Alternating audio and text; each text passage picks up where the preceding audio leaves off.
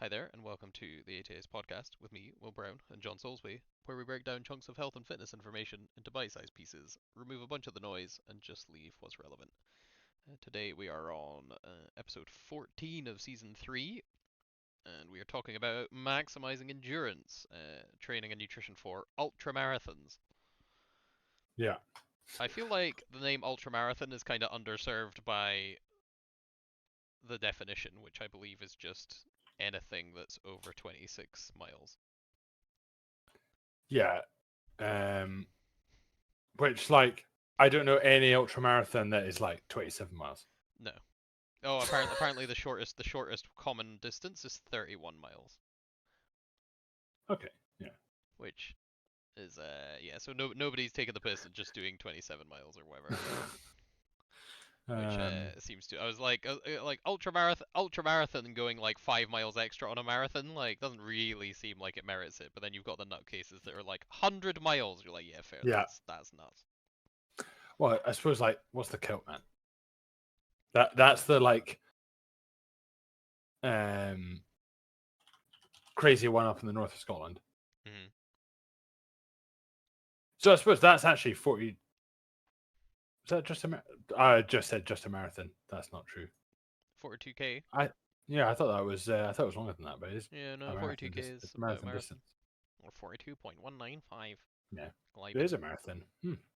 The I mean, it's a marathon over 2 Monroes. Let's be clear about that I one. think the coolest one Um, I've heard of recently is Last Man Standing, which is quite literally just like a 2 mile outdoor course loop, and you yeah. essentially only win by being the last one to bail. That's like you just run loops until everyone else Uh, quits. So it's not even a sorry, set distance. sorry. The Celtman, I think, it's a 42k run, Mm. but I forgot that it's actually a triathlon, not a marathon at all. Yeah, triathlons just have a marathon Yeah, tacked on at the end for, fun.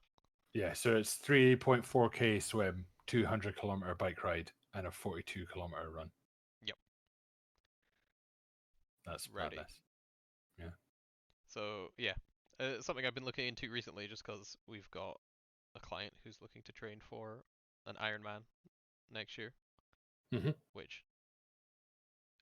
I don't know the difference between an Ironman and a triathlon now that I say them both. It's an Maybe a Ironman. I suppose it's just a bit like ultra marathon to marathon. An Ironman is. I would know more Ironman to triathlon because That's what I essentially, mean. As in, yeah. as in, an Ironman is a harder triathlon. Oh, that must be it then. Like it's like a fixed thing. Like Yeah, so I think it's a shortening of Ironman triathlon. So it's just like a longer swim, bike, and this shows that we are strength coaches at the core because we don't know all of this top of our head in comparison to any strength sport where we know it all. So Ironman is the 3.9 swim, 108-kilometer bike ride, and the 42-mile run. yeah. So the Celtman's an Ironman rather than which is also a Okay, fair. triathlon. I'm also very confused now by the difference between biathlon and duathlon. Yeah, that's the difference between like one's swimming and running and one's cycling and running, I think. I think one is in fact skiing and shooting. Oh, yes, of course. Yeah, brilliant. The ultimate. Why don't we get involved in that? Why the fuck are we not doing that? That sounds great. Like we both ski a bit. Like we both Yeah. used to shoot. Ski a Got bit, though, not like. It's got to be. It's cross country skiing. It's not like you just need to fucking motor your way across. I mean, the skis almost seem pointless at certain points, Yeah. but the shooting seems pretty fun. Anyway, maximizing endurance and training. For ultramarathons, given that ultramarathons are just exceedingly long races, I imagine training would be essentially similar to any other kind of long distance race, except the training volumes would need to escalate up quite significantly to be comparable to close to the ultramarathon distance. Like, I think one of the hmm more common ideas is, for example, if a standard person that maybe runs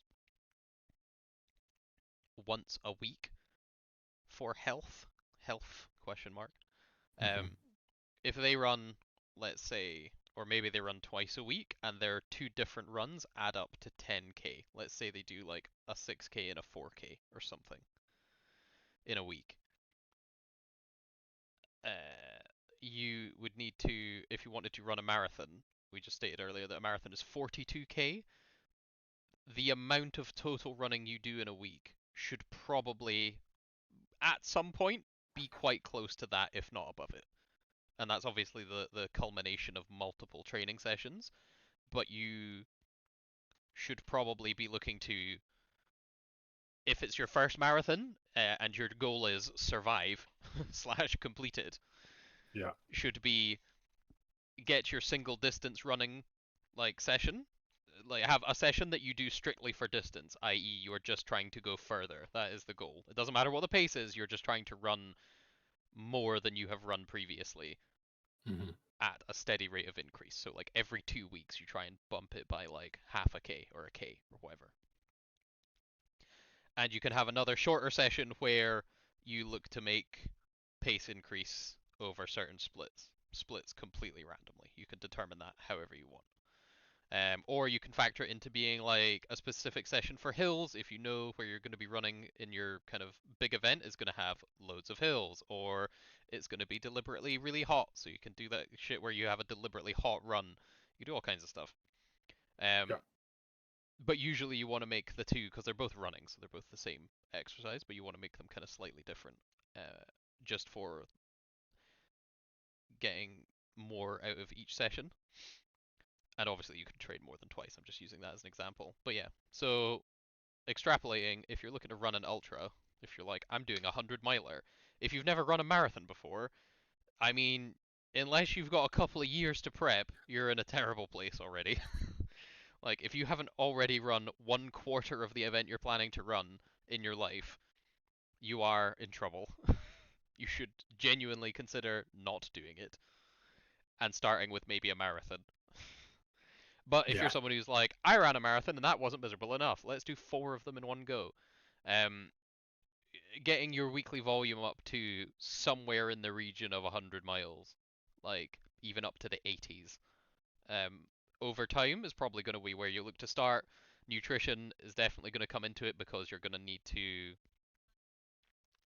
have a decent understanding. Although if you're doing marathons, like I don't think there's very many people who do ultra marathons who don't do some kind of running. Like it's not like you just get you're not it's not like the NHS couch to ultra marathon. Like that's not how that works. Like people will probably be kind of into their running first and then decide to Yeah. be like I'm doing an ultra. So you probably already have a reasonable handle on your like intra run nutrition. I think on ultra marathons people also have support teams, so you have like Yeah. booths set up so that you can take a little bit of a break, get fluids, get food, get a little bit of food, and also like get stuff like feet taped or whatever. That seems to be a fairly general trend. So again, that's another wrinkle that you're probably going to need. Like even as a fairly casual enthusiast, you could do it without. However, if you're doing it all yourself, that's going to be bleak. Yeah. I think a lot of the bigger races as well require you to have a support team. Oh, Well, there's okay. no thing. I know they do. Yeah. So like Um, even then, they are literally like no idiots, please. Like none of you are yeah. David Goggins. You're not allowed this. Yeah. Um, Um, yeah, and obviously there's a point where you just have to accept that it's gonna suck. Like it's gonna be real bad, and you just have to kind of get into it. Like there's only so much you can prep for. I suppose actually think about it, like the prep for training is so that it sucks minimally and that you are maximizing your like uh potential to not get injured enough that you have to stop. mhm. Yeah. But yeah, in short, training for ultramarathons would probably be scaling up training recovery and intra-run nutrition, much like you would train for a regular marathon, except you just have to train a whole bunch more because you're doing 4 times the distance in one go. Yeah. Totally. Potentially, assuming you're doing 100. Again, a completely sensible thing would be like if you've done a marathon and you're like, that was cool. I'd like it to suck for longer, please. Just, I don't know, do like a 50 miler or something, or even like a 30, Yeah. Yeah. and then step Yeah, your you way don't up. have to go all the way out to death. Yeah, 100 sounds gross. But yeah, that would be it. It is just a singular type of thing. Everything else applies, like unsurprisingly, having a reasonable base of strength to make your muscles efficient around your joints, so you can take a bunch less of a battering. I mean, you're going to take a battering, so building up your running training is going to help with that. Just because, again, your knees are going to have to handle 4 times the amount of running in one go than you maybe ever have. So yeah, wild. Yeah. But yeah, that's kind of my take. Anything else to add? It's a bit of a niche one. No, don't think so. Probably, I think we kind of touched on about like some strength training before. Like if you've not done any before, you're talking there about like your knees and body taking a battering. Oh yeah, Starting off, like if you've got a long time to prep, starting off with some strength training to build them up beforehand will help you out a yeah. lot in the long run. Continuing like strength training, you can almost think about strength training and weights as like recovery.